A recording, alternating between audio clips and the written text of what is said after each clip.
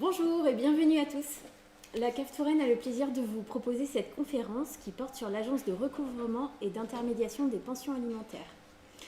L'idée aujourd'hui, c'est de vous présenter son rôle, les différentes formes d'allocation de soutien familial et le service d'intermédiation financière. Ce sont des dispositifs qui peuvent s'avérer complexes tant pour les familles que pour les professionnels qui les accompagnent. C'est pourquoi nous avons souhaité vous dédier ce temps aujourd'hui. Nous allons être ensemble jusqu'à midi. Si vous avez des questions, vous pourrez les poser au cours de temps dédiés. Un micro circulera dans la salle. Un chat est mis à disposition tout au long de la présentation pour les personnes qui nous suivent à distance. Et il y aura également la possibilité de nous adresser vos questions par SMS au 06 28 73 75 83. Donc pour le confort de tous, si ça n'a pas été fait, je vous invite à mettre vos téléphones sur silencieux. Et on va faire un rapide tour de présentation. Donc moi je suis Caroline Nibaudot, chargée d'intervention sociale à la CAF Touraine. Donc, bonjour à tous, Amélie Lamoureux, donc je suis responsable du service ARIPA au sein de la CAF Touraine également. Et bonjour à tous, moi c'est Camille et je suis gestionnaire de recouvrement des pensions alimentaires depuis 3 ans au sein de la CAF. Donc, nous allons aborder avec vous ce matin donc une présentation de l'agence, l'acronyme ARIPA. On vous présentera les différentes missions de cette agence avec un focus donc, sur l'allocation de soutien familial, le recouvrement des pensions alimentaires ainsi que la nouvelle réforme d'intermédiation financière. Donc, la création de cette agence elle a été créée donc, au 1er janvier 2017 et le pilotage de cette agence a été confié donc, à la branche famille. Donc, pour les CAF au niveau du régime général et MSA pour le régime agricole. Donc, cette agence elle est née de plusieurs constats. On sait qu'il y a une forte augmentation du nombre de familles monoparentales en France, ainsi qu'un nombre accru de séparations chaque année et un nombre élevé de pensions alimentaires impayées. Donc, cette création d'agence, elle vise surtout à simplifier les démarches des usagers, mais également de prévenir les impayés de pensions alimentaires et d'offrir un service spécialisé en matière de séparation et de pension alimentaire. Est-ce qu'on peut quantifier, Amélie, le nombre de séparations par an en moyenne ? Alors, en moyenne, en France, il y a 426 000 séparations chaque année. 1 sur 2 concerne donc un couple avec au moins un enfant mineur au moment de la séparation. Et dans 40% des cas, les enfants ont moins de 5 ans au moment de la séparation. Donc potentiellement, la pension alimentaire peut être due pendant très longtemps.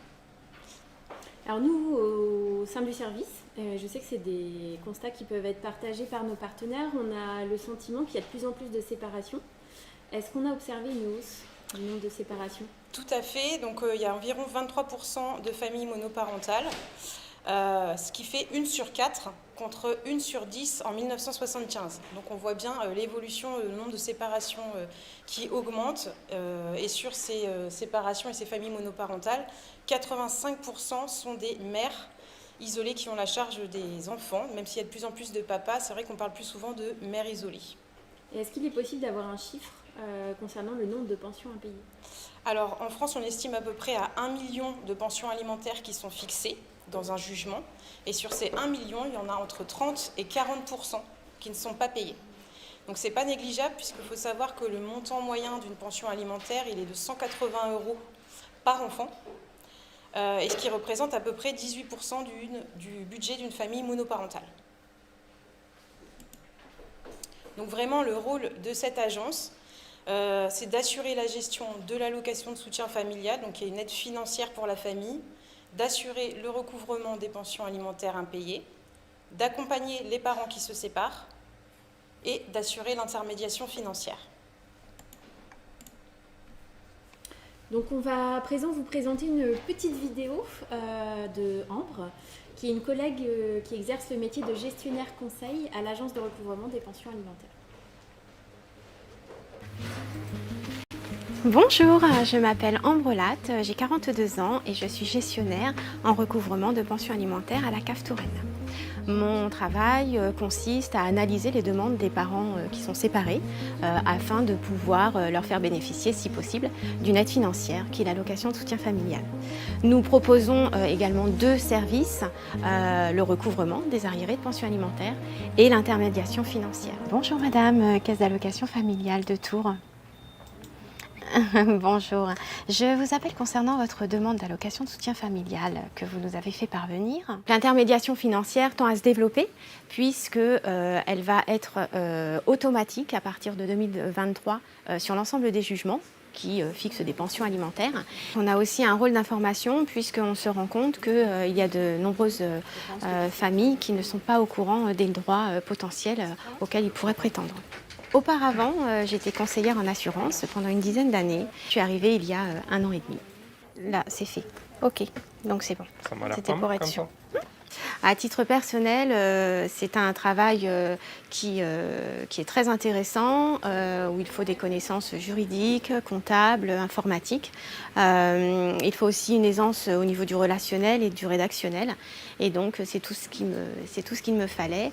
Et je suis ravie d'exercer ce métier, puisque indirectement, on participe au bien-être des enfants. C'est vrai que depuis que je suis dans ce service, je suis vraiment ravie de venir le matin travailler. Je trouve que ça a du sens, socialement parlant.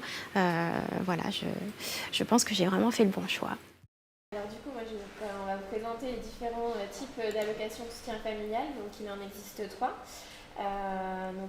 L'allocation de soutien familial, donc, elle est versée pour élever un enfant qui est privé de l'aide d'un de ses 2 parents. Donc il y a l'allocation de soutien familial non recouvrable, l'allocation de soutien familial complémentaire et l'allocation de soutien familial récupérable ou recouvrable, qui est une avance sur pension alimentaire impayée.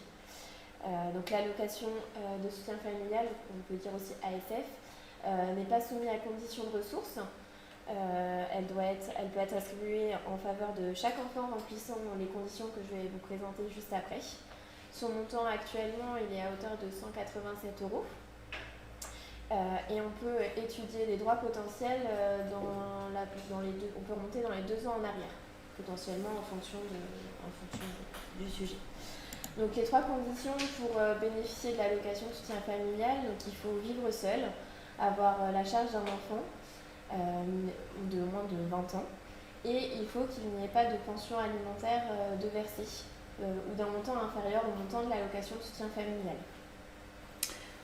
Alors moi j'ai une petite question Camille, est-ce qu'on peut bénéficier de l'allocation de soutien familial quand quand nos enfants sont en résidence alternée?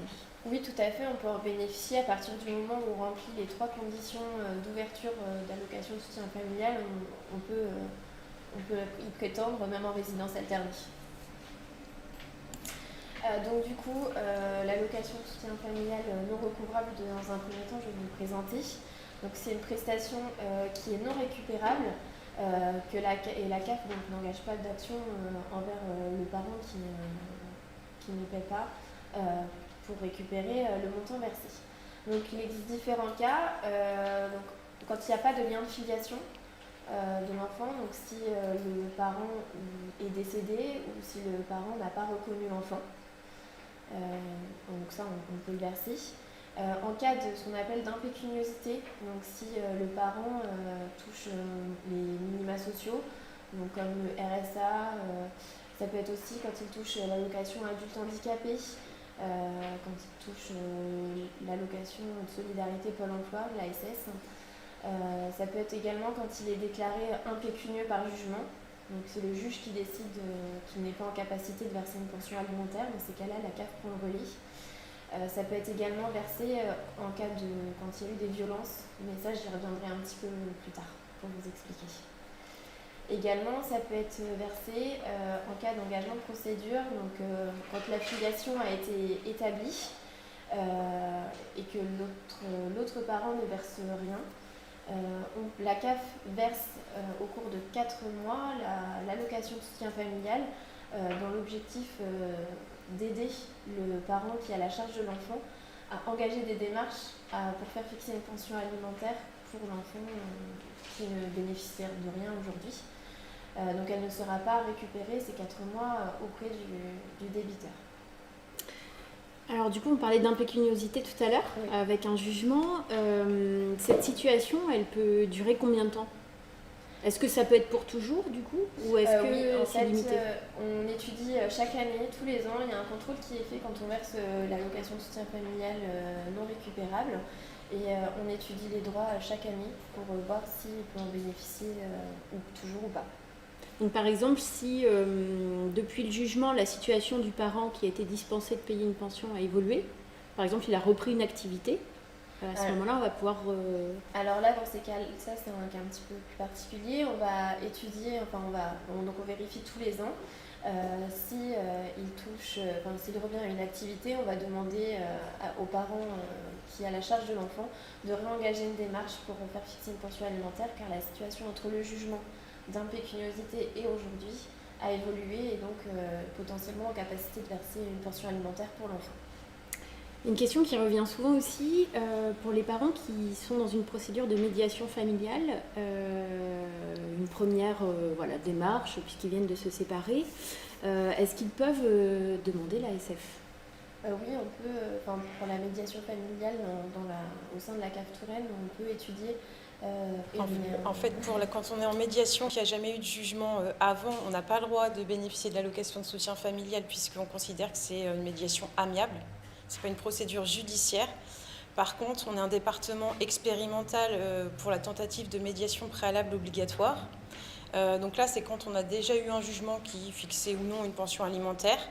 On veut repasser devant le juge pour faire réviser. On doit d'abord aller en médiation. Et là, on peut bénéficier de l'allocation de soutien familial puisque c'est une médiation obligatoire. Donc il faut bien différencier les deux. Alors on a évoqué tout à l'heure les violences conjugales, c'est un sujet qui nous concerne tous en tant que travailleurs sociaux. Donc quand on accompagne une famille qui est une personne qui est victime de violences conjugales mais qui n'a pas engagé de démarche, donc de plainte déposée ou des choses de ce type-là, est-ce que la personne elle peut quand même prétendre à l'ASF ? Alors il y a des documents à fournir pour ça.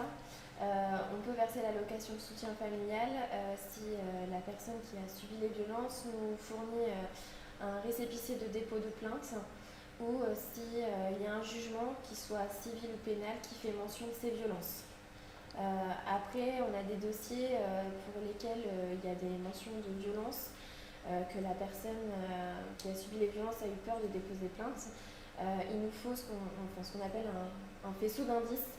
Ça peut être une main courante avec, par exemple, une attestation comme quoi la personne a été recueillie dans un lieu pour sa sécurité, une attestation d'hébergement dans un foyer, voilà.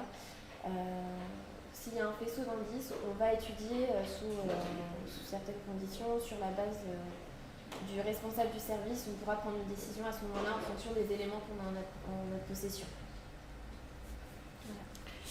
Et du coup, dans ce cas de figure-là, est-ce que le parent qui est auteur des violences est informé des démarches qui sont faites ? Non, pas du tout.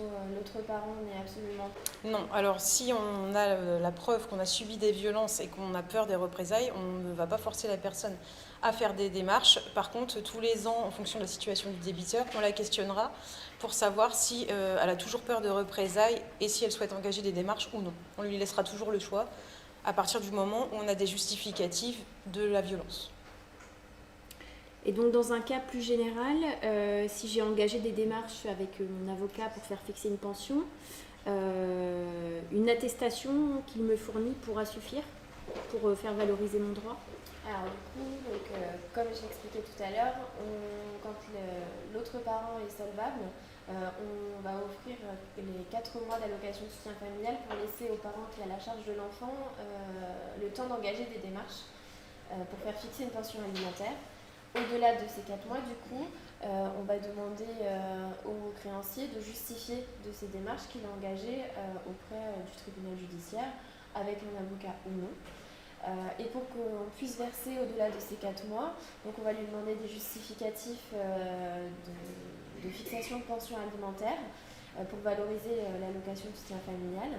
Donc on peut, si la personne est assistée d'un avocat, donc une attestation d'avocat qui indique qu'une requête a été déposée en vue de faire fixer une pension alimentaire pour les enfants, que le nom des enfants soit bien mentionné. Il faut bien que ce soit indiqué que la requête elle a été déposée avec la date de dépôt. Si c'est marqué que le parent est venu en vue de faire fixer, ça, nous, on ne pourra pas le prendre en considération pour une potentielle ouverture de droit. Si la personne n'est pas assistée d'un avocat, on pourra lui demander la copie de la requête, donc avec toutes les pages de la requête qui a été déposée dans le tribunal judiciaire, avec le tampon qui a été mis par le greffe, donc qui va indiquer du coup la date à laquelle la requête a été déposée. Ou un document, du coup le greffe peut fournir directement un document qui atteste que la requête elle a été déposée en vue de faire fixer la pension alimentaire. Donc les mentions obligatoires, c'est bien la date de dépôt de la requête, le nom des enfants, il faut bien qu'ils soient mentionnés, qu'ils sont concernés par la demande, et qu'une demande a été formulée pour faire fixer une pension alimentaire. Cependant, il y a quelques cas où on ne peut pas verser l'allocation de soutien familial. Les démarches du coup, en médiation familiale, tout ce qui est divorce par consentement mutuel, par avocat devant notaire, et les demandes de titres exécutoires auprès de la CAF n'ouvrent pas droit à l'allocation de soutien familial.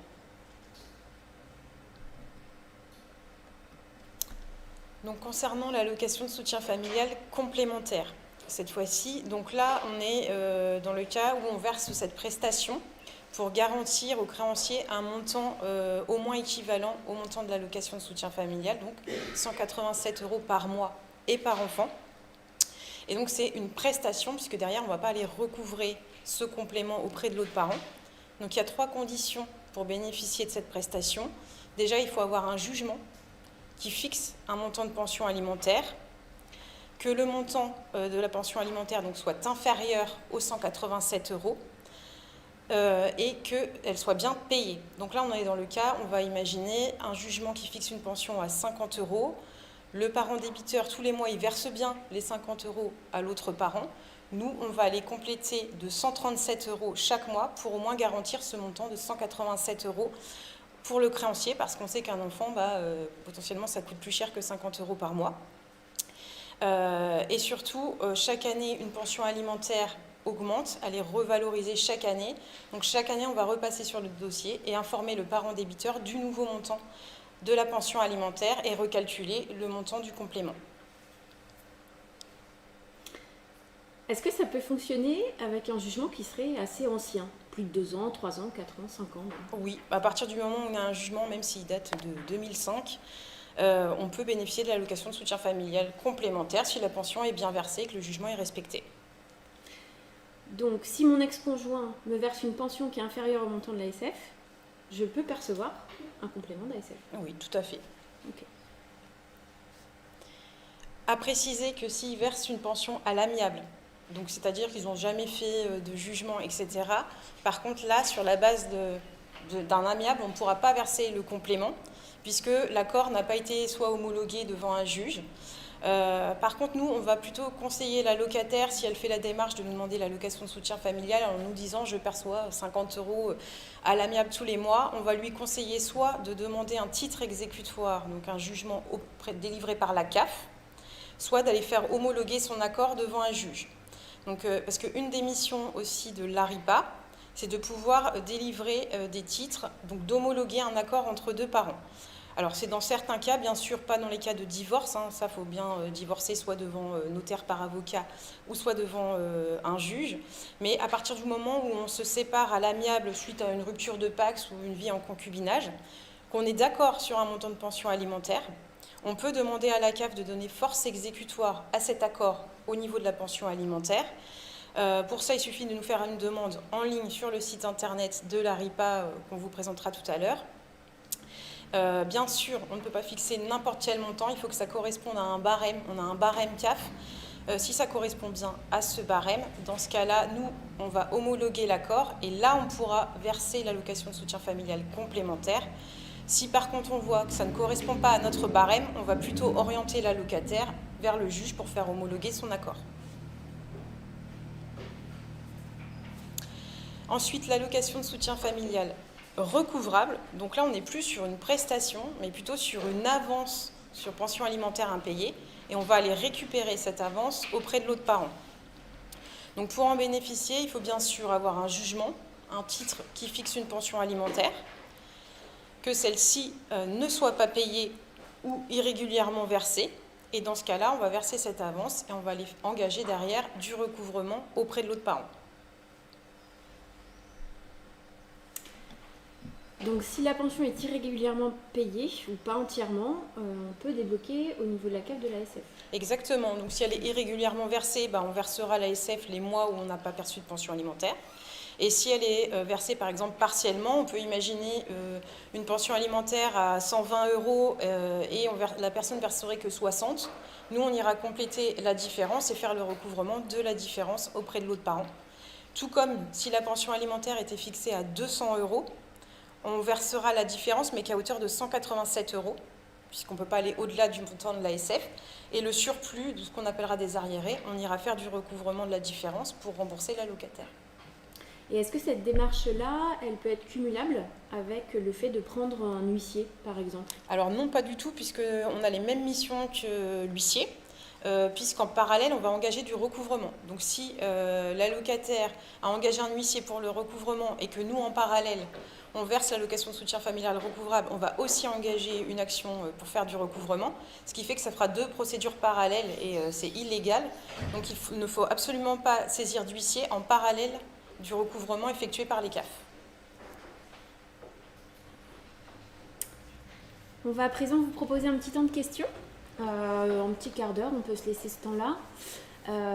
Alors on ne va pas, vous en doutez, aborder de situations individuelles, mais en tout cas on peut remettre dans un contexte de généralité si vous avez des questions. Il ne faut pas vous inquiéter s'il n'y a pas de retour son dans le micro, il fonctionne bien, surtout. Donc on va prendre les questions des partenaires qui sont présents dans la salle et les questions qui vont nous arriver via le chat.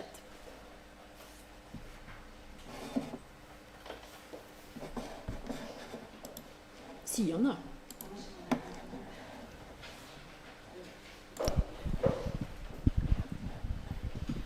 Merci, bonjour. Dans le cadre justement des violences conjugales, pour pouvoir bénéficier de l'ASF, engager des démarches, vous parlez de la nécessité d'avoir une attestation, soit d'hébergement ou toute autre attestation. Mais qu'en est-il du travail partenarial, c'est-à-dire quand vous êtes avec une assistante sociale de secteur qui vous alerte sur la situation, d'un CCAS?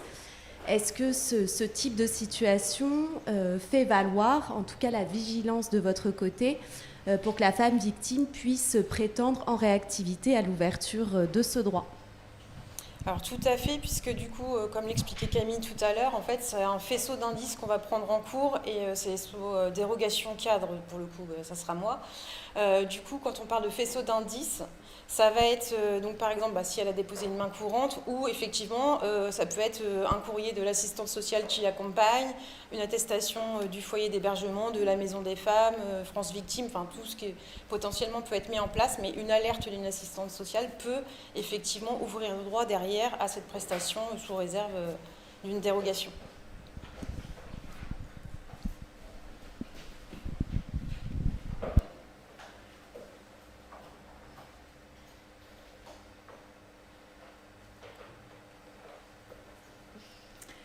Et bien on va continuer, puisqu'il n'y a pas d'autres questions pour le moment. Donc on va enchaîner sur la seconde partie, sur le recouvrement des pensions alimentaires, un beau sujet. Donc du coup, concernant le recouvrement des pensions alimentaires, donc la CAF engage des procédures de pension alimentaire en parallèle du versement de l'allocation de soutien familial recouvrable. Donc on peut dans ces cas-là recouvrer les arriérés, donc ce qui n'a pas été payé auparavant, toujours dans la limite des 2 dernières années, mais également les mensualités à venir, donc ce qu'on va appeler nous le terme courant. Donc il existe 2 phases de recouvrement. Il y a la phase amiable que je vais vous présenter dans un premier temps et la phase de recouvrement forcé. Donc le recouvrement amiable, donc quand on va avoir un dossier en main, on va à l'ouverture des dossiers prendre contact avec le parent débiteur pour l'informer qu'on a été mandaté pour le recouvrement des impayés de pensions alimentaires et essayer d'ouvrir une négociation avec lui pour mettre en place un échéancier en fonction de la dette qu'il aura accumulée, en fonction du nombre de mois d'impayés. En parallèle, on lui envoie un courrier par voie postale pour qu'il puisse en avoir trace de son côté, qui va reprendre les périodes concernées pour lesquelles on a été mandaté pour le recouvrement, les montants et les modalités de remboursement.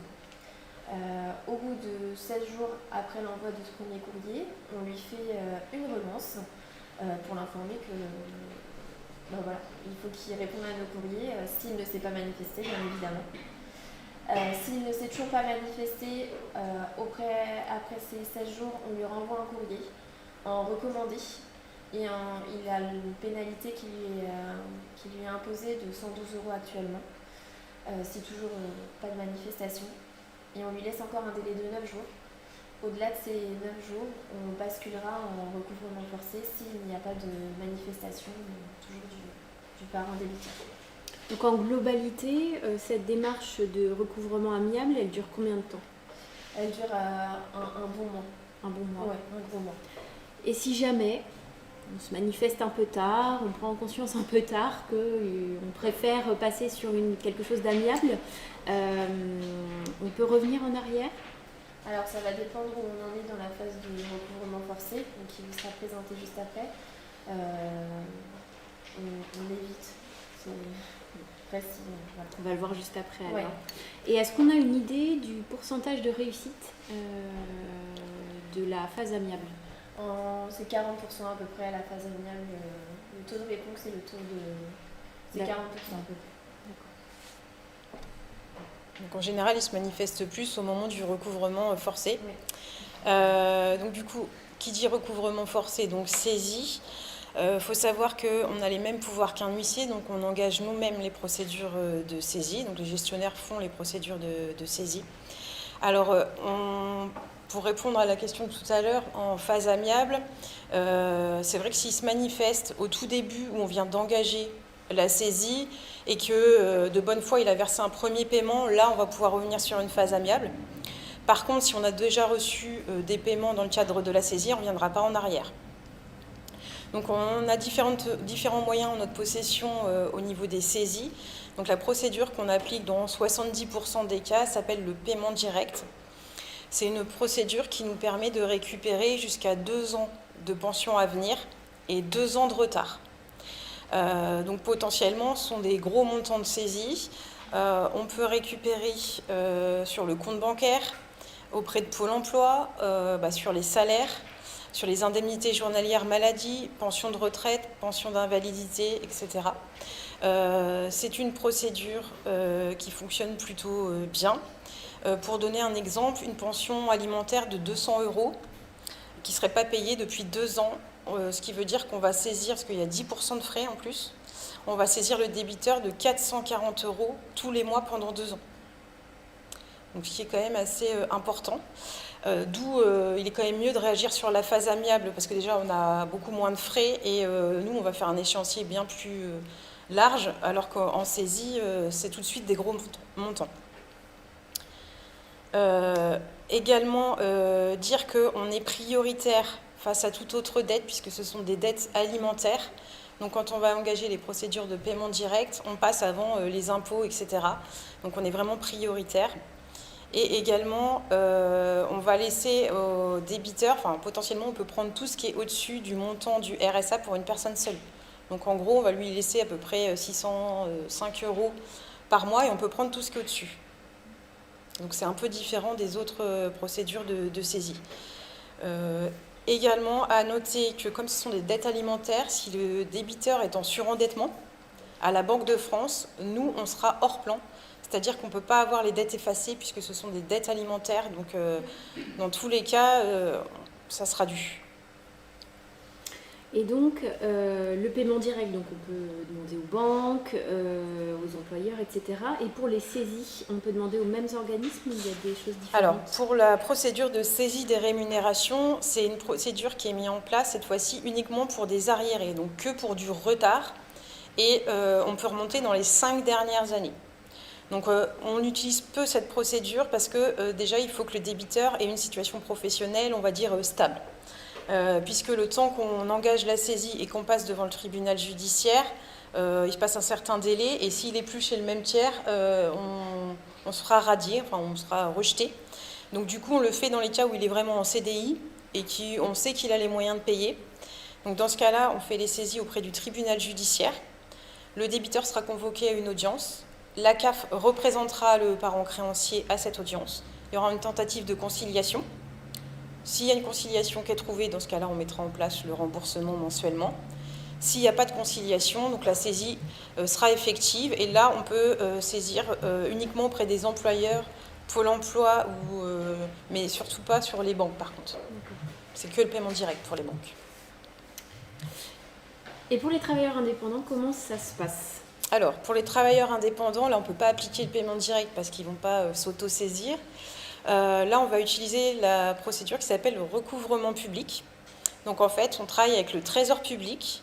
Donc là, on va engager des démarches auprès de la préfecture du Loiret, puisque nous, on est rattaché au Loiret, qui ensuite transmet le dossier au Trésor public, qui, lui, va essayer de missionner un huissier pour recouvrer sur l'entreprise du débiteur, la banque, etc., de la société. Et là, on peut remonter dans les 2 dernières années pour le recouvrement public.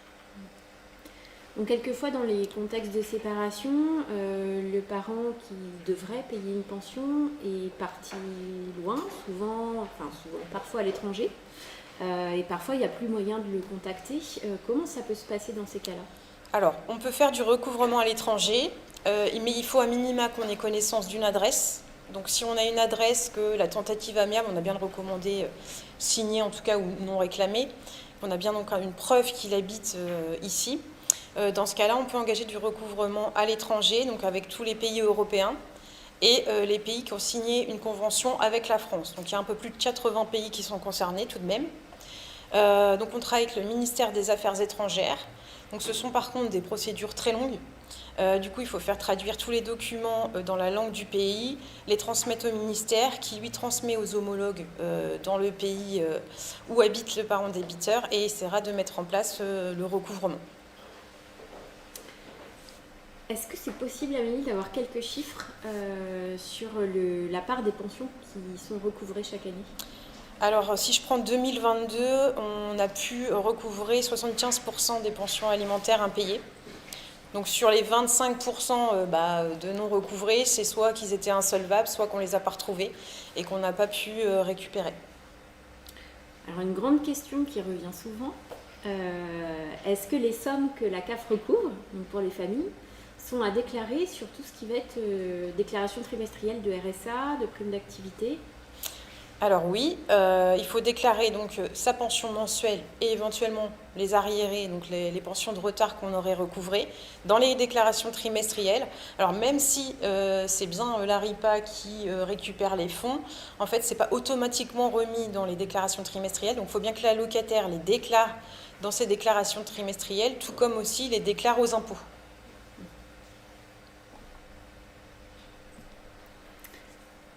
Nous avons de nouveau un petit temps de questions.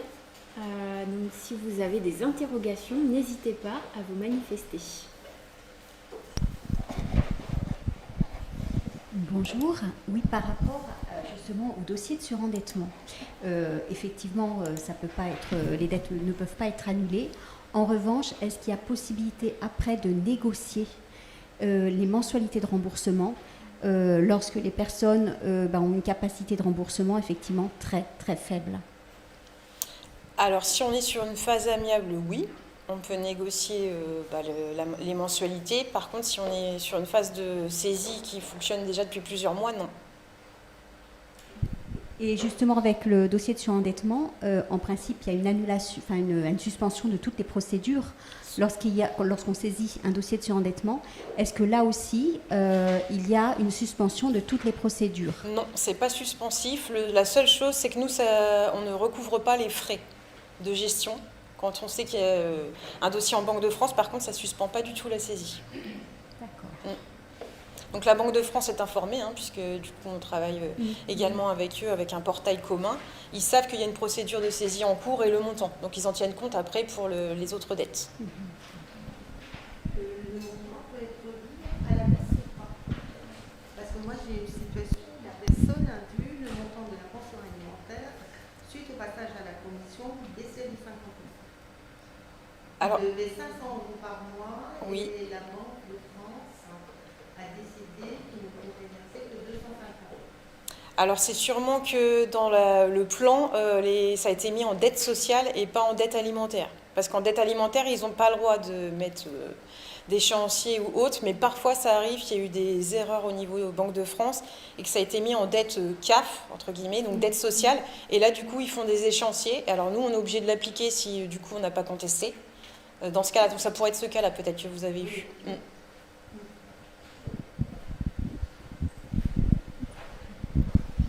Oui, bonjour.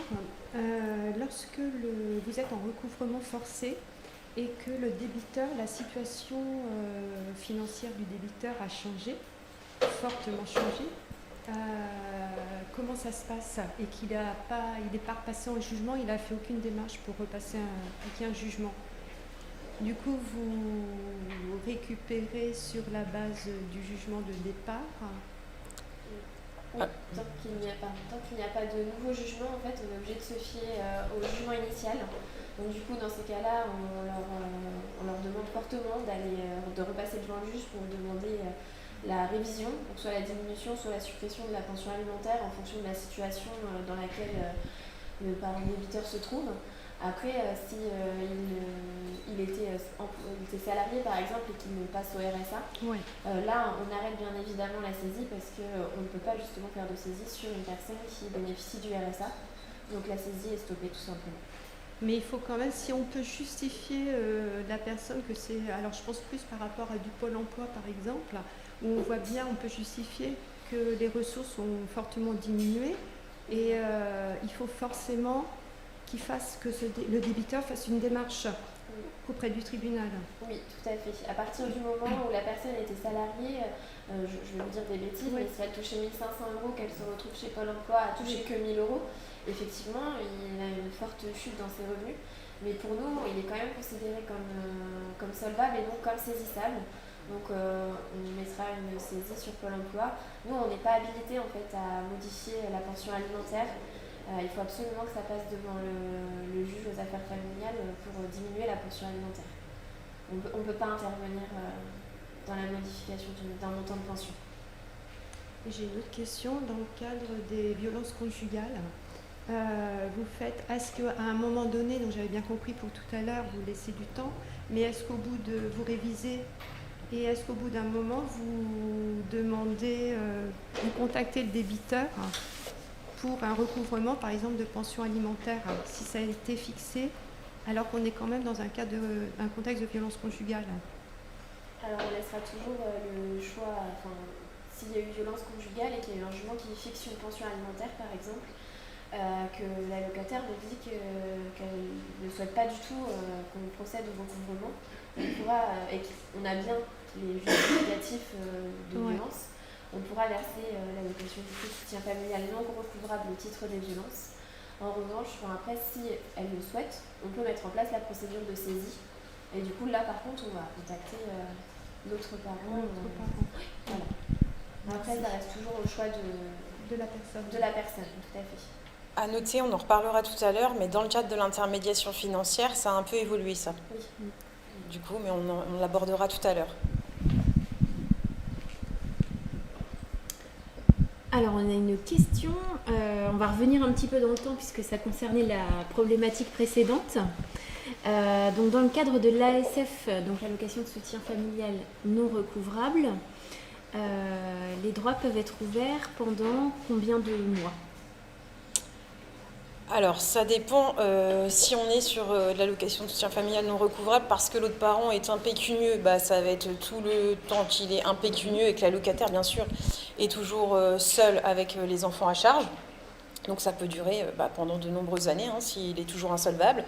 Si on est dans le cas de l'ASF, dans le cadre d'un lien de filiation non établi, donc non reconnu ou parent décédé, pareil, tant qu'elle remplit les conditions pour en bénéficier, ça peut durer dans le temps.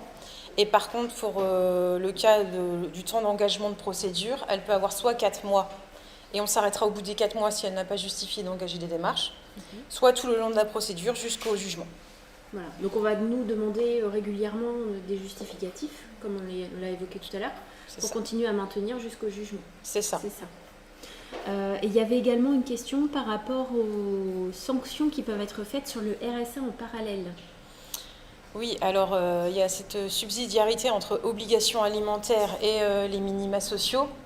Donc du coup, quand l'allocataire fait une demande de RSA, de toute façon, si elle a des enfants à charge, on va lui demander de faire fixer une pension alimentaire pour ses enfants, puisque c'est prioritaire, elle doit faire valoir ses droits à pension alimentaire. Donc pareil, elle a droit donc aux 4 mois. Par contre, si au-delà, elle n'a pas engagé de démarche, elle aura une sanction financière sur son RSA. Et il y a une autre question qui arrive.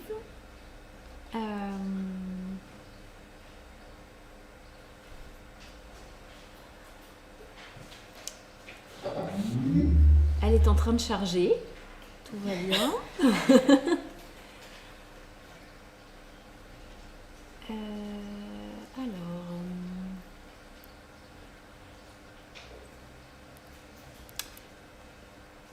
Pouvez-vous donner des explications sur le motif de cette double sanction ?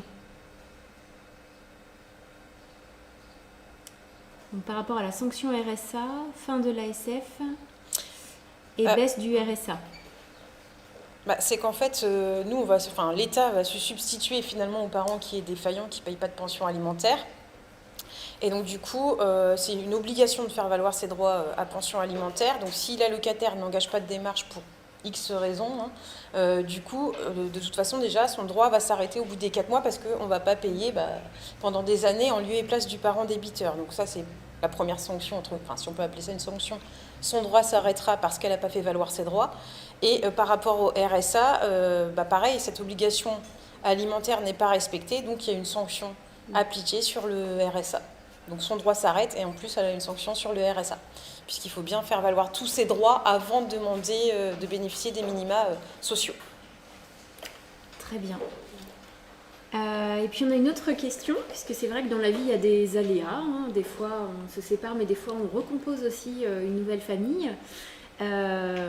Est-ce que le recouvrement de la pension alimentaire tient compte d'une nouvelle recomposition familiale ? Alors non, le débiteur peut s'être remis en couple avec quelqu'un et avoir d'autres enfants avec cette personne. Pour le recouvrement, on n'en tient pas compte. Ce que je disais par rapport à cette quotité saisissable, donc le montant minimum à laisser, ne tient pas compte de ses autres enfants à charge, etc. On pourra donc recouvrer tout ce qui est supérieur au RSA pour une personne seule. Très bien. Par contre, on ne tient pas compte des revenus de la nouvelle conjointe ou du nouveau conjoint. On va reprendre notre présentation à présent, puisqu'il n'y a pas d'autres questions. Donc sur l'intermédiation financière, un gros volet. Donc l'intermédiation financière, c'est une réforme sociale et sociétale majeure. Le but de cette réforme, c'est de lutter contre l'appauvrissement des familles monoparentales en facilitant la gestion des pensions alimentaires, en versant donc une prestation, donc l'allocation de soutien familial, pour les pensions de faible montant.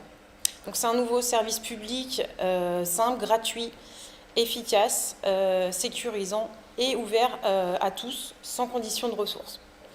Donc le but, c'est de simplifier le versement des pensions alimentaires et finalement de réduire le risque de conflit entre les deux parents au sujet des pensions alimentaires. C'est de prévenir également les impayés de pensions alimentaires. Et donc le but, c'est que l'organisme, donc la CAF, soit intermédiaire entre les deux parents pour le versement de la pension alimentaire. Donc en gros, pour comparer à ce qui se faisait avant, le parent A versait directement la pension au parent B. Aujourd'hui, le parent A va verser la pension directement par le biais de la CAF ou la MSA pour le régime agricole, qui se chargera de reverser au parent B. Et depuis quand cette intermédiation a été mise en place ?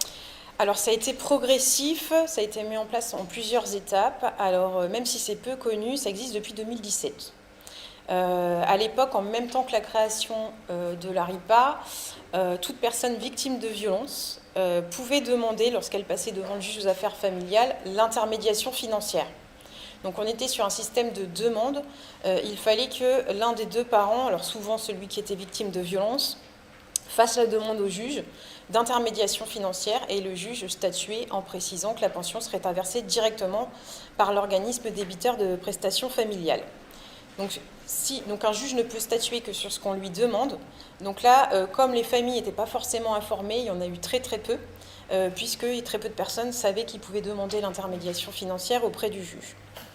Donc à la suite de ça, en 2019, on a tous connu le mouvement des Gilets jaunes, les mères isolées sur les ronds-points, etc. Il y a eu le grand débat national. Et le gouvernement a décidé de développer cette intermédiation financière. Alors le but, c'était de ressembler au modèle québécois, puisque au Québec, les pensions alimentaires passent par l'intermédiaire des impôts chez eux, et 96% des pensions alimentaires sont bien payées. Donc nous, on en est quand même loin, puisqu'on disait il y a à peu près 40% d'impayés chez nous. Donc le but, c'est de ressembler un peu à ce modèle-là. Et donc du coup, le champ de l'intermédiation financière a été étendu en 2 temps. Donc en octobre 2020, toute personne qui avait au moins connu 1 mois d'impayé de pension alimentaire pouvait demander l'intermédiation financière auprès de la CAF.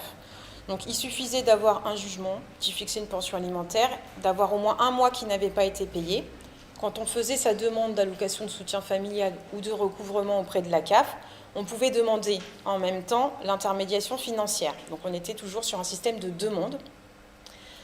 Ensuite, en 1er janvier 2021, deuxième étape, cette condition d'impayé a été supprimée. Toute personne qui avait un jugement qui fixait une pension alimentaire pouvait demander l'intermédiation financière auprès de la CAF, que la pension soit bien payée ou non, et à la demande du parent débiteur ou du parent créancier. Donc on était toujours sur ce système de demande. Oui, pardon. Je voulais juste savoir si c'était un outil qui était intéressant pour les deux parents. On va y venir après sur les objectifs, mais oui, c'est intéressant pour les deux parents, justement, on va y venir juste après. Par rapport à ce dispositif, finalement, on était toujours sur un système de demande, de démarche à faire par l'usager. Donc du coup, le gouvernement a voulu accélérer les choses en rendant l'intermédiation financière automatique, systématique. Donc en 2 étapes également. Donc depuis le 1er mars 2022, pour les jugements de divorce, toute personne qui divorçait depuis le 1er mars 2022, donc divorce judiciaire, devant le juge des affaires familiales, pas les divorces par consentement mutuel au départ, basculait automatiquement dans l'intermédiation financière sans le demander. C'est-à-dire qu'à partir du moment où il y avait une pension fixée dans le jugement de divorce, l'intermédiation financière se mettait en place d'office. Et la dernière étape, depuis le 1er janvier 2023, donc c'est assez récent, c'est toute personne qui a un jugement qui fixe une pension alimentaire, peu importe si c'est un divorce par consentement mutuel devant notaire, ordonnance de protection, jugement, suite à une séparation, titre CAF ou autre, toute personne qui a un jugement qui fixe une pension alimentaire bascule dans le dispositif d'intermédiation financière automatiquement sans faire aucune démarche. On y reviendra juste après pour expliquer comment ça se mettra en place. Donc là, on n'est plus sur un système de demande, mais sur un système automatique. Donc du coup, les objectifs de l'intermédiation financière, donc ça consiste pour le parent débiteur d'une pension alimentaire à en verser mensuellement à l'organisme débiteur, donc à la CAF ou à la MSA, qui se charge, de reverser aux parents créanciers. Donc en cas d'impayé, on est tout de suite du coup informé de l'impayé et on peut prendre du coup le recouvrement très rapidement en charge par, comme on a expliqué tout à l'heure, recouvrement amiable et recouvrement forcé. Donc les principaux objectifs du service du versement, c'est de soulager les familles, parce que c'est les protéger justement de ces impayés, de toujours penser à la pension alimentaire, la réclamer aux parents qui doivent la verser. Ça apporte une sérénité à toutes les autres pour permettre à tous les parents qui le souhaitent de s'affranchir du souci du paiement de la pension alimentaire. Et également permettre à l'ensemble des familles de se concentrer vraiment sur ce qui est le plus important, c'est-à-dire les enfants, leur bien-être, leur développement, et non pas se soucier que du côté financier pour l'enfant. Donc les avantages pour le parent qui bénéficie de la pension, donc voilà, c'est de prévenir et d'éviter les tensions entre les parents, parce qu'on sait que c'est un gros sujet de conflit entre les parents, le versement de la pension alimentaire. Ça sécurise chaque mois le versement. Et également, ça réduit le risque de pension impayée ou partiellement impayée. Pour le parent qui fait le versement, donc pareil, ça permet d'éviter les conflits. Ça sécurise le paiement. La personne qui reçoit ne peut pas dire j'ai pas reçu, tout est bien cadré. Et ça évite de devoir rembourser une grosse somme quand il y a des impayés et de faire un trou dans le budget, si on peut dire ça comme ça. Également préciser que pour le parent débiteur, ça a l'avantage aussi, nous on entendait souvent, et je pense vous aussi, elle ne veut pas me donner son RIB, ou il ne veut pas me donner son RIB pour faire les versements, mes chèques ne sont pas encaissés, etc. Bon bah là, en passant par l'intermédiaire de la CAF ou de la MSA, nous le RIB on le donne, et les chèques on va les encaisser. Donc du coup, ça sécurise ce versement. Et puis surtout aussi pour l'allocataire, ça lui évite de faire des démarches tous les mois pour nous dire j'ai eu ma pension, je ne l'ai pas eu, je l'ai eu partiellement, puisque tout passe par nous, du coup, on est beaucoup plus réactif. On informe en cas de défaillance aussi. Donc pour synthétiser, qu'est-ce qui change par rapport à ce que la CAF faisait avant ? Du coup, si on compare à avant, quand on nous demandait du recouvrement de pension alimentaire, on demandait aux débiteurs de reprendre le paiement de la pension alimentaire directement auprès de l'autre parent. Donc nous, si l'allocataire ne nous dit pas qu'elle ne perçoit pas sa pension alimentaire, on ne le sait pas. Et des fois, on apprenait 6 mois, 1 an après que finalement la pension n'était pas payée. On se retrouvait avec des dettes d'1 an à rembourser. Pour le débiteur, c'était assez contraignant. Et l'allocataire, au final, elle n'avait rien depuis plus d'1 an. Là, le fait que ça passe par notre intermédiaire, donc dès le départ, la pension est versée par notre intermédiaire, on sait tout de suite si on a reçu un paiement ou pas. Si on l'a pas reçu, on peut déclencher l'allocation de soutien familial tout de suite. Donc aussi en termes d'accès aux droits, ça a un avantage parce qu'on peut valoriser tous les droits potentiels de l'allocataire. Et également, ça sécurise donc le versement et on peut mettre en place le recouvrement beaucoup plus vite. Comme le disait Camille, c'est plus facile de recouvrer 1 mois d'impayé qu'1 an. C'est sûr. Donc le périmètre du dispositif de l'intermédiation financière, donc ça s'applique suite à une décision judiciaire ou une convention homologuée par le juge. Donc les divorces, les séparations de corps, les ordonnances. Et également pour les titres exécutoires extrajudiciaires, donc les divorces par consentement mutuel devant notaire, les titres exécutoires CAF, les actes par avocat. Et donc l'intermédiation financière, donc ça concerne toute contribution à l'entretien et à l'éducation des enfants fixée en numéraire dans les jugements pour un enfant mineur ou majeur. Parce qu'on peut encore verser une pension alimentaire même si l'enfant est majeur. Et il faut que le versement soit obligatoirement fait aux parents créanciers. Il peut y avoir des exclusions à l'intermédiation financière. Donc quand il y a des contributions, surtout donc en cas de divorce, les contributions aux charges du mariage, au profit du parent créancier. Donc c'est comme s'il y a une pension alimentaire fixée pour le parent créancier. Et quand il y a l'indication dans le jugement, que la pension alimentaire doit être versée entre les mains de l'enfant. Dans ces cas-là, on ne peut pas mettre en place l'intermédiation financière. Donc pour une prestation compensatoire, ça ne marche pas?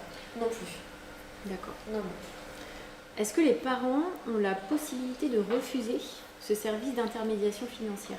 Oui, tout à fait, je vais vous l'expliquer juste après. Oui, tout à fait. Donc en cas de...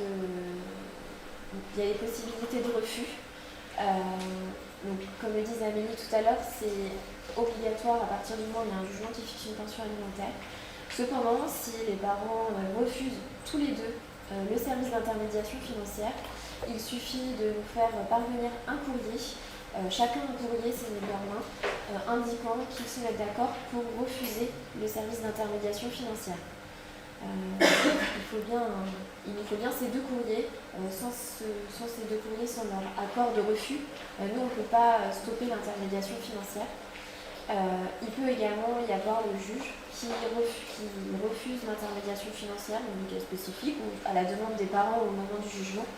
Et dans ces cas-là, le juge peut écrire sur le jugement que dans ce cas-là, l'intermédiation financière ne se met pas en place. Aucune démarche de l'usager auprès de la CAF ou des professionnels de justice n'est à faire du coup. Oui, il y a une transmission directe en fait entre les services judiciaires et la CAF. Oui, on est en contact, avec on a ce qu'on appelle un portail de justice, on est en contact du coup avec les tribunaux pour la mise en place de l'intermédiation financière. À noter donc là le petit changement, c'est que dans le jugement, s'il n'y a rien écrit par rapport à l'intermédiation financière, ça veut dire que c'est mis en place d'office. Et là, on est plutôt sur le système inverse. Par contre, si l'intermédiation financière ne doit pas être mise en place, soit parce que les deux parents ont refusé le jour de l'audience, par exemple, ou que le juge l'écarte, là, ça sera mentionné. Donc, on est sur le système inverse. S'il n'y a rien d'écrit, c'est obligatoire. Si c'est mentionné le refus, nous, on ne verra même pas le dossier. Il ne nous sera pas transmis par les professionnels.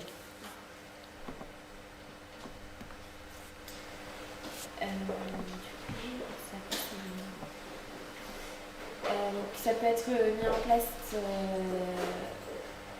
quand il y a un cas du coup où même si les parents refusent, on ne peut pas stopper l'intermédiation financière. Ce qu'on disait tout à l'heure, c'est en cas de violence. Quand il y a mention de violence dans les jugements, même si les parents souhaitent interrompre l'intermédiation financière, c'est pas possible. Ils n'ont pas le choix, on leur impose, ça s'impose à eux, l'intermédiation financière se mettra en place. À partir du moment où il y a une notion de violence. Du coup, d'ailleurs, pour la question de tout à l'heure sur l'allocation de soutien familial dans le cadre de violence, c'est là où il faut différencier, c'est-à-dire que si on n'est pas dans le dispositif d'intermédiation financière, on laisse le choix ou non du recouvrement. Par contre, si on est dans le cadre de l'intermédiation financière obligatoire, là, l'allocataire ne peut pas renoncer donc au recouvrement ou à la mise en place de l'intermédiation financière. Et donc ne pourra pas avoir l'ASF au titre de la violence. Puisque là, le but, c'est de la protéger. Tout passe par notre intermédiaire. Le débiteur n'aura aucune information sur son adresse ou autre. Donc du coup, l'intermédiation financière sera obligatoire. Ils ne pourront pas y renoncer. Parce qu'on pourrait imaginer que le parent débiteur fait pression pour qu'elle renonce. Là, pour le coup, c'est vraiment la seule possibilité, enfin le seul cas où ils ne peuvent pas y renoncer. Et du coup, pour demander à renoncer à l'intermédiation financière, donc c'est 2 courriers, un courrier chacun, il n'y a pas d'autres étapes à respecter? Alors, si c'est avant que le jugement soit rendu, il n'y a aucun formalisme. C'est-à-dire que ça peut être juste, ils disent à leur avocat, s'ils ont un avocat, on ne veut pas de l'intermédiation et ça sera dit à l'audience. Ça peut être, s'il n'y a pas d'avocat, à l'audience devant le juge, dire on ne veut pas tous les deux l'intermédiation. Dans ce cas-là, ça sera précisé dans le titre et nous, on ne le verra pas. Si par contre, finalement, ils n'avaient pas compris, ils ont rien dit à l'audience, ça a basculé donc auprès de l'ARIPA en intermédiation financière, là, ils doivent nous faire chacun un courrier ou un courrier commun signé des deux, comme quoi ils renoncent et nous, on classera la demande.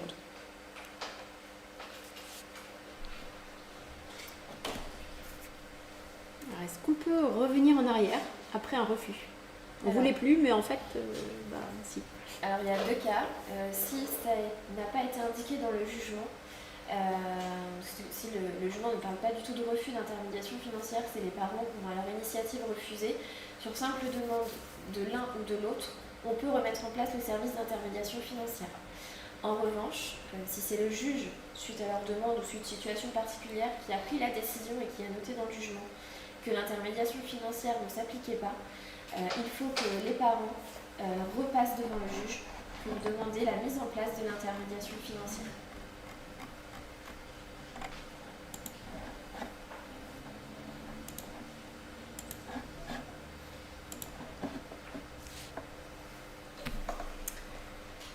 Alors, quelle démarche, pour synthétiser, faut-il faire pour bénéficier de l'intermédiation financière? Eh bien, 0. Il n'y a aucune démarche à faire pour l'allocataire et Camille vous expliquait justement comment on récupère les informations par directement les professionnels de justice.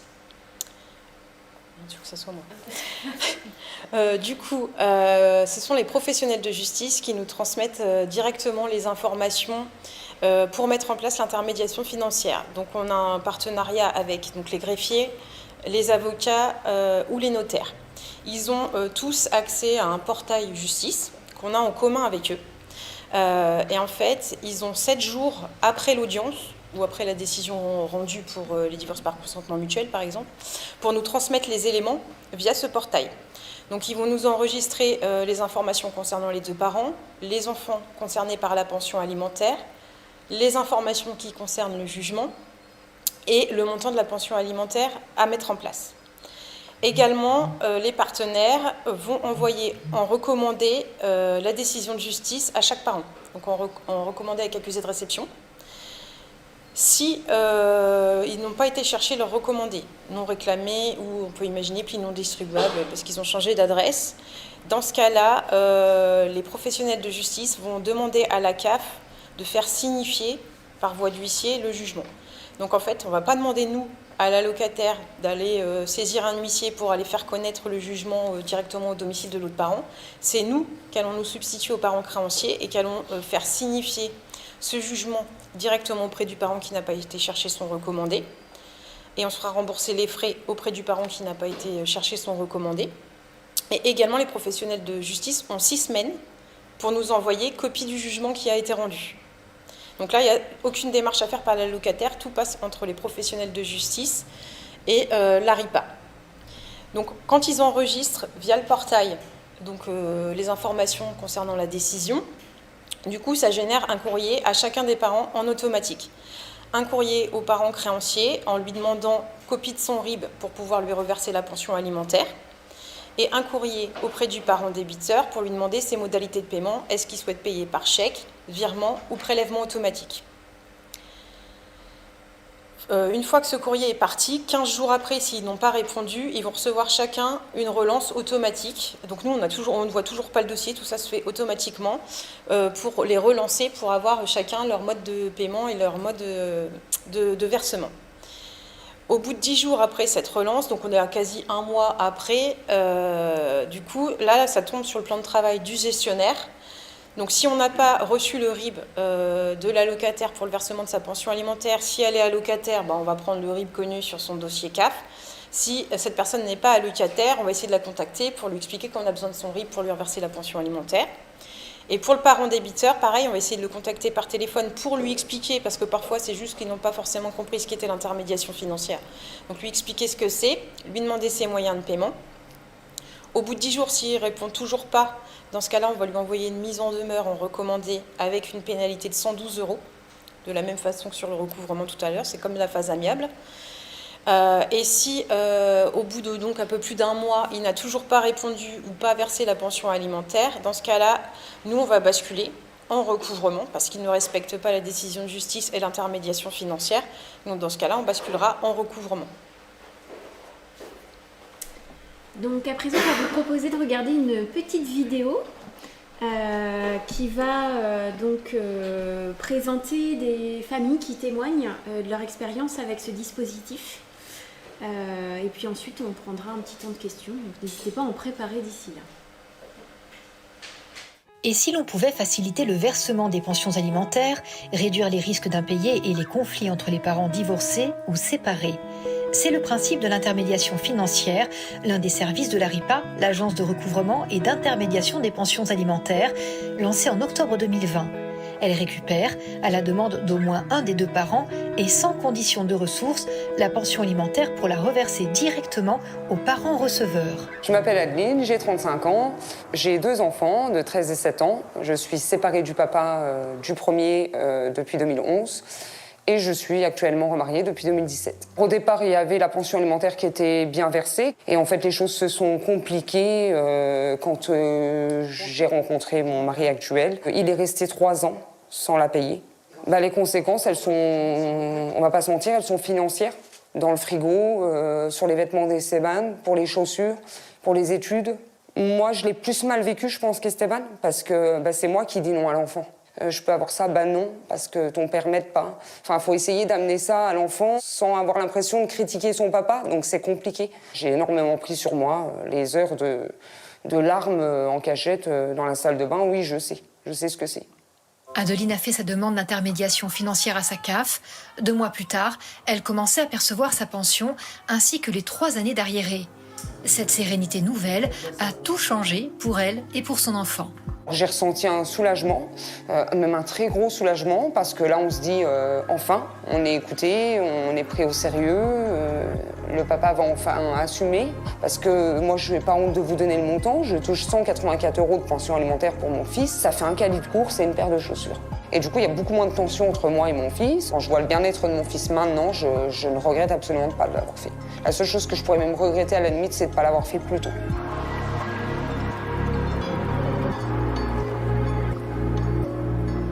Je m'appelle Esther, j'ai 48 ans, je suis séparée d'une première union, remariée.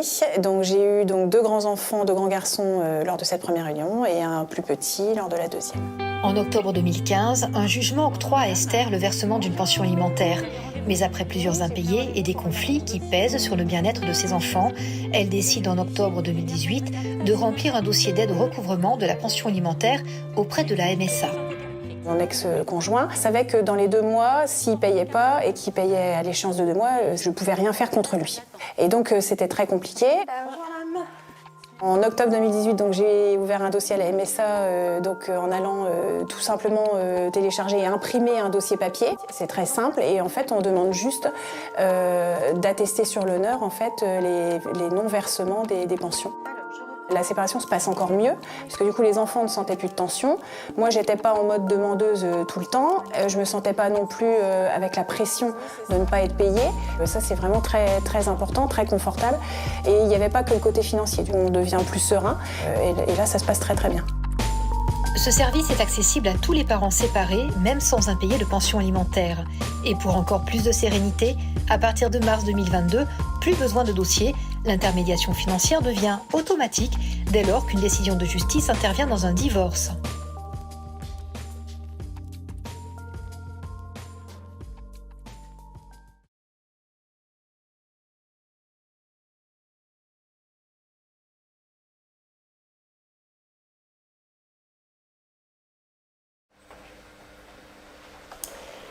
Alors, est-ce que dans la salle, vous auriez quelques questions à nous poser sur les sujets que nous venons d'aborder?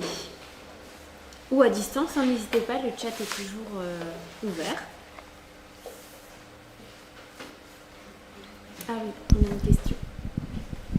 Merci pour toutes vos informations. Est-ce que vous pourriez nous donner une notion de durée, de délai entre le moment où un jugement est rendu et le moment où le créancier va recevoir la pension? Alors, dans le cadre de l'intermédiation financière, quand les professionnels de justice enregistrent donc les éléments, ça génère donc un courrier à chaque parent. Je n'ai pas précisé, mais dans le courrier qui est envoyé aux parents débiteurs, ça lui demande de verser la pension alimentaire directement auprès du parent créancier le temps de la mise en place de l'intermédiation financière.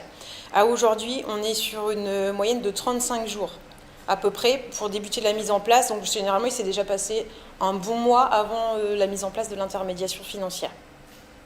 Donc après, s'il n'a pas payé le premier mois, on va essayer de la récupérer.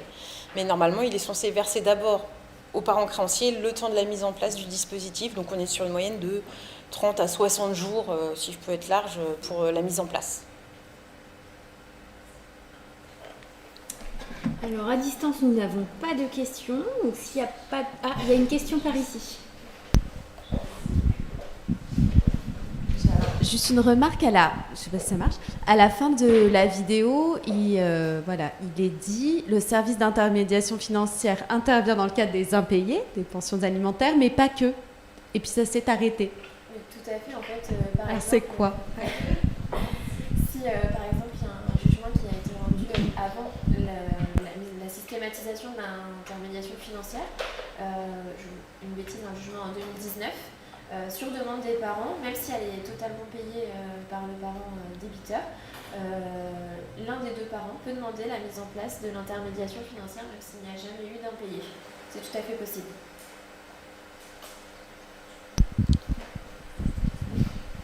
pour le recouvrement des dettes, vous reversez à la personne à quel rythme quand vous recouvrez des sommes sur des salaires ou... Alors, on est tributaire un peu du tiers auprès duquel on fait la saisie.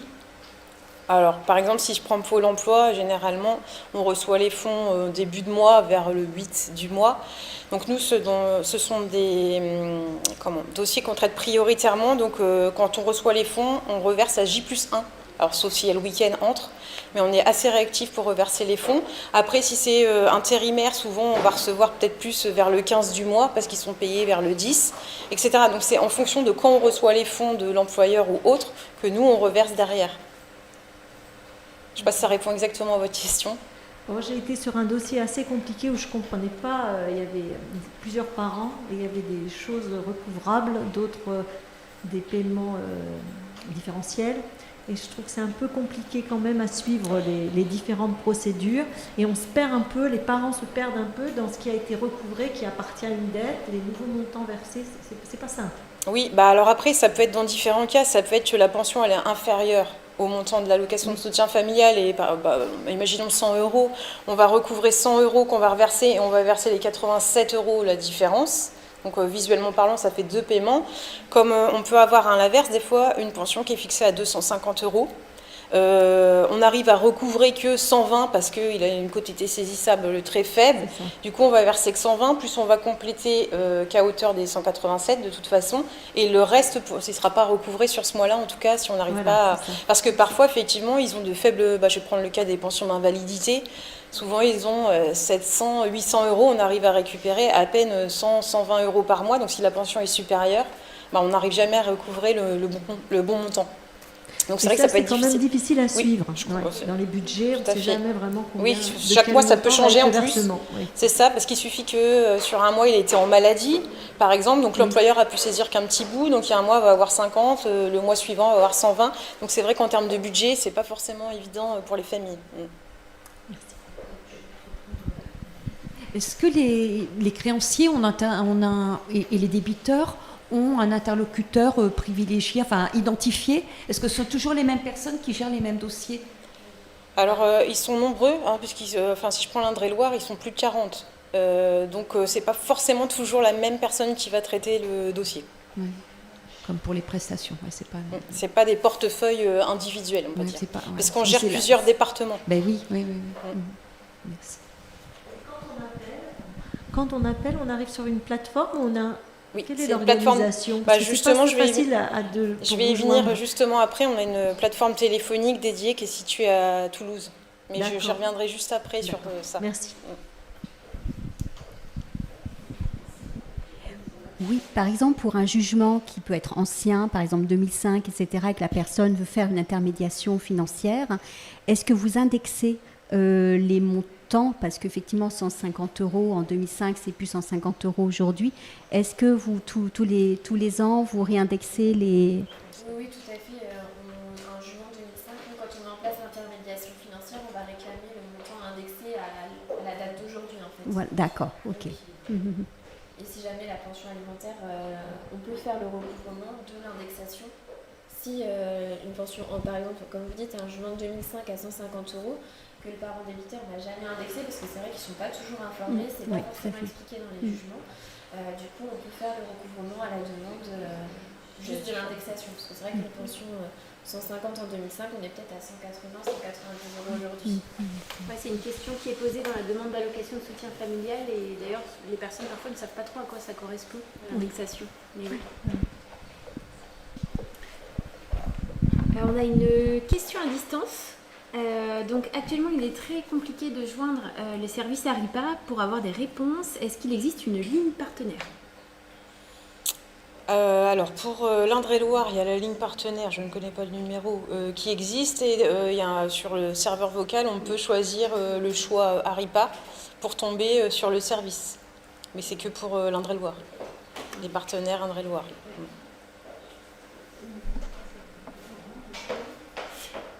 Est-ce qu'il y a d'autres questions dans la salle? Donc on va poursuivre la présentation pour avoir un peu plus d'informations par rapport au service. Du coup, ça va répondre à votre question. Pour nous joindre, du coup, on a une plateforme téléphonique dédiée qui est située à Toulouse, qui est le 3238. Donc, ce n'est pas le même numéro de téléphone que pour les prestations, le 3230. Donc, c'est le 3238. Ce sont donc des gestionnaires qui sont formés exclusivement sur les pensions alimentaires. Donc vous pouvez avoir sur cette plateforme téléphonique ce qu'on appelle des réponses, on va dire, de niveau 1, c'est-à-dire qu'ils vont vous répondre sur des généralités. Par contre, si c'est des questions un peu plus poussées sur un dossier, du coup, ils vont nous basculer la demande de rappel, c'est-à-dire qu'ils vont nous notifier qu'il faut rappeler la personne pour ensuite pouvoir nous répondre sur une réponse plutôt de niveau 2 supérieur et répondre sur le dossier. Donc ça peut être allocataire, débiteur, un tiers, un partenaire qu'on va recontacter, donc on recontacte dans les 48 à 72 heures. Les familles qui veulent se renseigner du coup par rapport à l'ARIPA, est-ce qu'elles retrouvent toutes ces informations sur le CAF.fr? Comment ça fonctionne? Alors, sur le CAF.fr, en fait, il y a un lien qui peut rediriger directement, parce que nous, on a un site internet dédié, qui est le www.pension-alimentaire.caf.fr, où il y a énormément d'informations sur du coup, les pensions alimentaires, selon les séparations. Il y a la demande de titre exécutoire qu'on peut faire en ligne auprès de la CAF. Également, on peut estimer son montant de pension alimentaire via un outil directement en ligne sur ce site.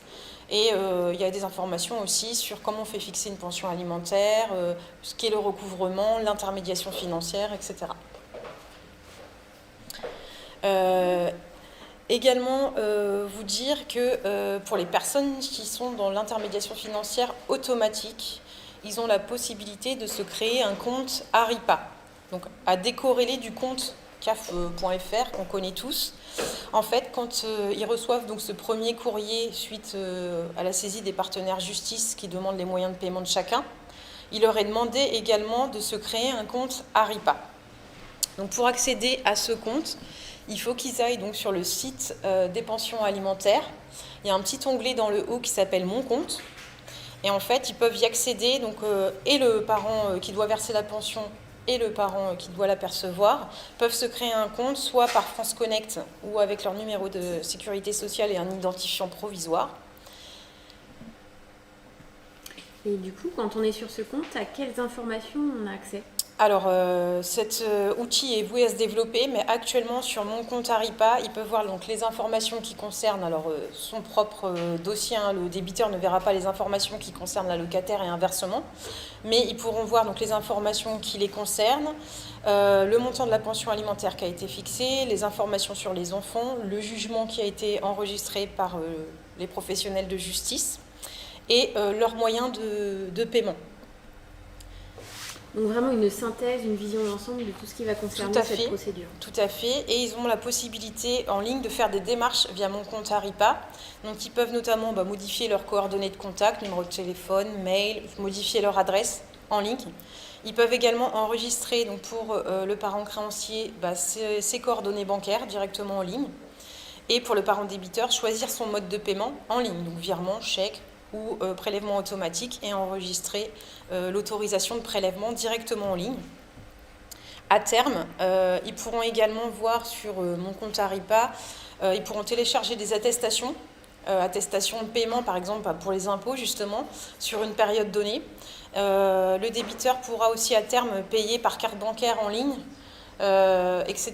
Ils pourront aussi télécharger copie du jugement, alors ça c'est à terme, pour l'instant ça se développe, mais ils auront vraiment accès à tout ce qui est lié aux pensions alimentaires. Et également, dans le cadre de l'accompagnement que vous pouvez avoir à faire auprès des familles, la justice a pas mal développé leur site internet, donc justice.fr, avec des petites fiches d'informations qui sont assez bien faites. Et également, il y a une application mobile qui peut être téléchargée par les familles, qui s'appelle justice.fr, en allant sur Google Play ou Play Store. Pour télécharger cet applicatif, on peut faire sa démarche en ligne directement pour faire une demande de révision de pension alimentaire ou saisir le juge. Il y a des fiches qui expliquent ce qu'est une pension alimentaire, ce qu'est la révision, ce qu'est une prestation compensatoire, etc. Si on recherche un lieu, à quel tribunal s'adresser, ça permet de retrouver le tribunal lié à son domicile. Et donc il y a vraiment beaucoup d'informations sur ses droits et les démarches. Donc le site est assez bien fait et l'application mobile est assez pratique.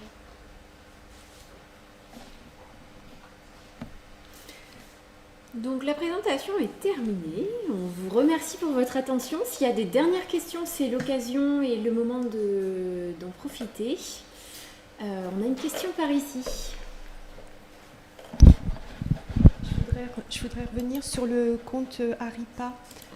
C'est uniquement dans le cadre de l'intermédiation financière ou ça peut être pour des recouvrements antérieurs, des choses qui sont... Non, pour le moment, c'est uniquement dans le cadre de l'intermédiation financière parce qu'en fait, c'est relié justement au portail qu'on a en commun avec la justice. Donc, c'est que, pour le moment en tout cas, ceux qui sont dans le dispositif d'intermédiation financière. Tous ceux qui étaient dans le dispositif avant de recouvrement ou autre ne peuvent pas se créer un compte Aripa. Ça ne marchera pas en fait.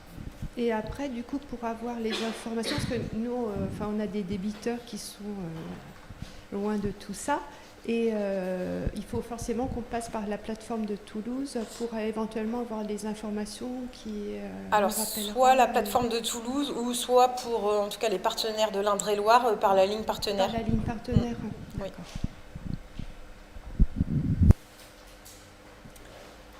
Alors, on a une autre question. Pas forcément une question, mais je me saisis de l'occasion puisque vous proposez des services au titre de l'accompagnement, être parent après la séparation, avec aussi la mise en place d'informations collectives. Nous sommes susceptibles d'orienter tout parent dans le cadre d'une séparation. Est-ce que juste, je me permets, si vous pouvez nous repréciser quelle peut être l'intervention au-delà de ces informations collectives du service social d'accompagnement de la CAF, ce que vous pouvez proposer justement au titre de l'accès, de l'information, l'ouverture de droits, et voir peut-être dans certaines situations des accompagnements en complémentarité ou peut-être uniquement proposés par la CAF, accompagnement social. Merci. Alors effectivement, on propose à toutes les familles qui ont des enfants à charge et qui nous déclarent une séparation de pouvoir participer à une information collective. Donc l'idée c'est de pouvoir aborder toutes les questions en lien avec la séparation sur ce qui va se passer avec les enfants, l'impact de la séparation en fonction des tranches d'âge des enfants, la présentation du service de médiation familiale et toutes les questions qui vont graviter autour des pensions alimentaires et également toutes les notions d'accès au droit CAF, les grandes choses à avoir en tête au moment où on se sépare et tout ce qu'il va falloir penser à mettre en place suite à la séparation. Et donc effectivement, on peut proposer un accompagnement social à l'issue de cette information collective, donc surtout pour les familles qui ne sont pas déjà accompagnées. Et puis, en revanche, donc cet accompagnement social, ça va être des rendez-vous, donc ça peut être téléphonique, à la CAF ou au domicile des familles.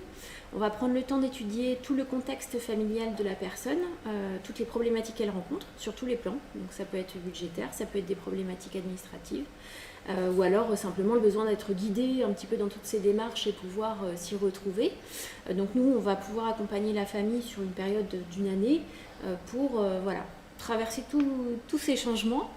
Et puis, ce qu'on peut proposer aux partenaires qui accompagnent aussi des familles en situation de séparation, c'est d'être un relais technique.